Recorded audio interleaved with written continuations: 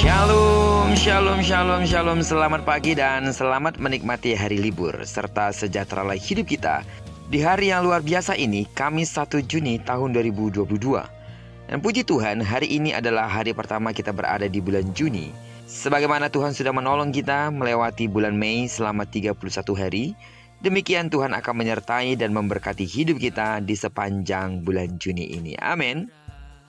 Baiklah, sebelum kita melakukan semua aktivitas hari ini secara khusus, di mana kita akan menikmati hari libur ini bersama dengan orang-orang yang kita kasihi, izinkan kembali Tuhan bicara melalui pembacaan Alkitab satu hari satu pasal, yang akan tetap kita ambil dari pembacaan 66 hari bersama Yesaya.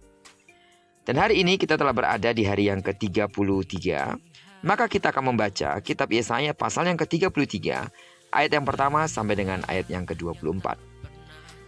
Judul perenungan kita pada pagi hari ini, keadilan di tengah ketidakadilan. Sebagai pengantar renungan ini, saya akan coba bacakan untuk kita ayat yang ke-5 sampai dengan ayat yang ke-6. Tuhan tinggi luhur, sebab ia tinggal di tempat tinggi.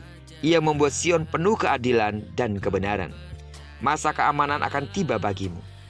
Kekayaan yang menyelamatkan ialah hikmat dan pengetahuan.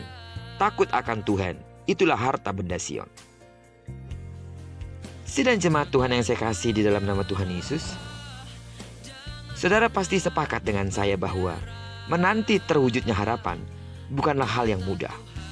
Apalagi jika seseorang sedang berada di tengah ketidakpastian. Namun meski demikian, tidak sedikit juga orang yang rela menanti dan berharap di tengah ketidakpastian itu. Sebab mereka percaya bahwa penantiannya akan berujung dengan manis. Bangsa Israel sudah sampai pada puncak pengharapannya. Pengharapan akan keselamatan dari Allah. Selama ini, mereka hidup dalam penderitaan dan penindasan. Namun tak lama lagi, mereka akan menyaksikan wujud nyata janji Allah itu. Dengan penuh keyakinan, Yesaya menyampaikan bahwa Allah akan segera bangkit untuk menyelamatkan bangsa Israel. Allah akan menjadi hakim yang adil. Tidak akan ada satu bangsa pun luput dari penghakimannya. Akan tiba saatnya bagi mereka untuk mendapat ganjaran atas perbuatan jahat mereka. Yesaya juga menyatakan bahwa Allah adalah Raja bangsa Israel. Ia akan menyelamatkan mereka dari ketidakadilan. Allah akan menyatakan keadilan dan kebenaran di tengah umatnya. Ketakutan dan penindasan akan sirna. Umatnya akan hidup di dalam jaminan keselamatan Allah. Dan Allah akan memberkati dan melindungi mereka.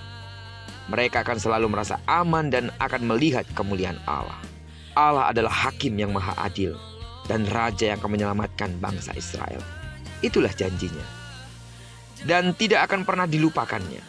Meski umat kerap kali melukai hatinya, tetapi Allah memegang janjinya untuk selama-lamanya. Amin. Dia akan datang untuk menggenapi pengharapan umatnya tentang raja yang adil. Sidang jemaat Tuhan, sebagai anak-anaknya, seringkali dunia memperlakukan kita mungkin dengan tidak adil, sekalipun kita telah melakukan kebenaran, hidup baik, dan bekerja dengan jujur. Mungkin kita tidak dapat menghilangkan ketidakadilan dan kejahatan itu. Namun, kita tahu dan percaya bahwa Allah akan datang sebagai hakim yang maha adil. Itulah akhir dari segala kejahatan dan dosa, sekaligus puncak pengharapan orang-orang percaya. Karena itu mari kita menantikan kedatangan Allah dengan terus berpegang teguh dalam iman kepadanya. Jika mungkin saat ini kita sedang diperlakukan atau diperhadapkan kepada sebuah situasi ketidakadilan dari orang-orang yang ada di sekitar kita, sadarilah itulah dunia. Dunia yang syarat dengan segala keegoisan. Dunia yang syarat dengan segala keinginan untuk lebih daripada yang lain. Tetaplah bersabar. Tuhan akan membela saudara.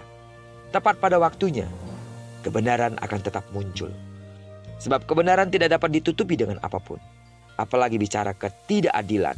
Keadilan tidak akan pernah dapat ditutup dengan kekuatan apapun. Kita percaya, kalau Tuhan kita adalah Allah yang maha adil, Dia akan membela kita.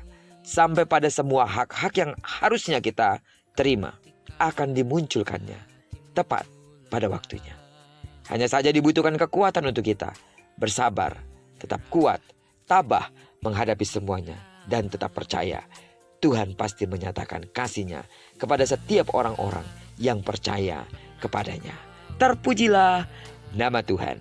Kiranya perenungan kita pada pagi hari ini menyemangati iman kita kembali, bahwa meskipun kita diperhadapkan kepada situasi ketidakadilan dari orang-orang di sekitar kita, kita harus pegang teguh bahwa pada waktunya Tuhan akan menegakkan keadilannya bagi kita. Diberkatilah kita sepanjang hari ini dan digenapi firman-Nya yang berjanji bahwa apa yang dikerjakan tangan kanan dan tangan kiri kita dibuatnya berhasil. Amin. Dan karena kita telah menyerahkan diri kita kepada Tuhan, maka di sepanjang hari ini dalam mengisi hari libur kita, apapun yang kita kerjakan dan kemanapun kaki kanan kaki kiri kita melangkah, di sana pasti kemuliaan Tuhan akan dinyatakan. Tidak bosan-bosannya terus aku berdoa kepada seluruh sidang jemaat Tuhan, supaya kiranya kesetiaan, roh yang menyala-nyala, dan meskipun saudara mungkin diperhadapkan pada sebuah situasi yang sulit, tetaplah percaya Tuhan akan memberikan saudara jalan keluar. Dan jika saudara saat ini sedang sakit secara fisik, dalam nama Tuhan Yesus, Tuhan menyembuhkan saudara sesuai dengan takaran iman yang saudara miliki. Diberkatilah kita bersama dengan orang-orang yang kita kasihi, serta bersama dengan orang-orang yang kita cintai dimanapun mereka berada. Terpujilah nama Tuhan. Shalom.